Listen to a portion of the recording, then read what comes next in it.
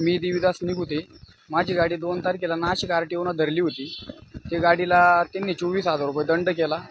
दंडाचं कारण असं की मी 9 वाजता पेमेंट टाकेलं होतं, पण ते त्यांच्या सिस्टमला अपडेट नाही झालं.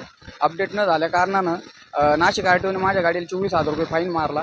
पण गाडी काटा केल्यानंतर त्या गाडीला कोणतीही स्लिप नाही दिली. स्लिप न दिल्यानंतर RTOने मला सांगितलं का तुझ्या गाडीला फाईन होणार नाही, कारण तुझ्या गाडीचं कार्ड चालू आहे.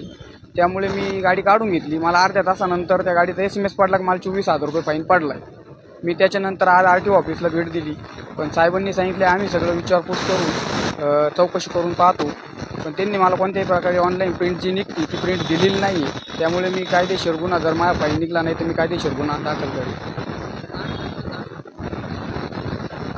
नाशिक कार्ड जे आहे ते गाड्यांचं ओव्हरलोडचं कार्ड आहे. गाडी जी ओव्हरलोड येते 10 टनच्या वर, माझी गाडी 10 टनची, 10 टनच्या वर जी गाडी येते ती गाडी धरली जात नाही. कार्ड केल्या म्हणजे गाडी काट्यावर नेल्यानंतर बी RTO त्या गाडीला सोडून देतो.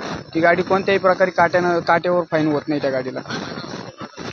तो पहिला 3,000 रुपये होता आणि 1 वर्षापासून 3,500 रुपये महिना केलेला आहे.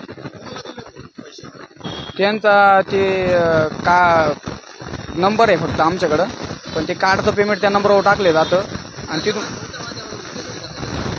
फोनपेच्या माध्यमातून त्यांना पेमेंट होतं.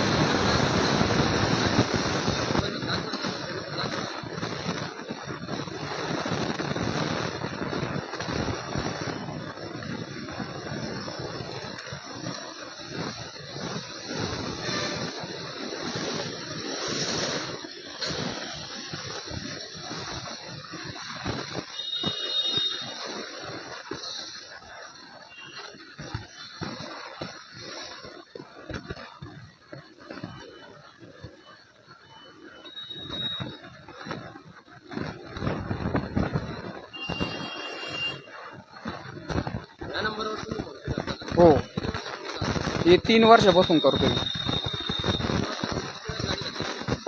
3 वर्षातून पहिल्यांदा धरली, तशी भरपूर वेळेस धरली होती ओव्हरलोड, पण कार्ड चालू असल्या कारणानं ते सोडून दिली माझी गाडी, कारण त्यांच्या सिस्टमला अपडेट राहत होती.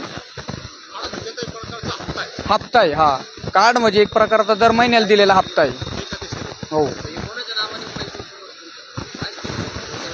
नाशिक RTOला हे पेमेंट जमा होत असते त्याचं म्हणणं आहे. हो, आणि त्यांच्या प्रत्येक RTOच्या मोबाईलला हे सिस्टमला जमा आहे का ज्या ज्या गाड्यांचे कार्ड चालू आहे त्याचे नंबर त्यांच्या व्हॉट्सअपला जमा असतात. माझं नाव देवीदास नामदेव निघुते. 2 तारखेला दुपारी 12:47 सकाळी 9 वाजता. 2 महिन्यात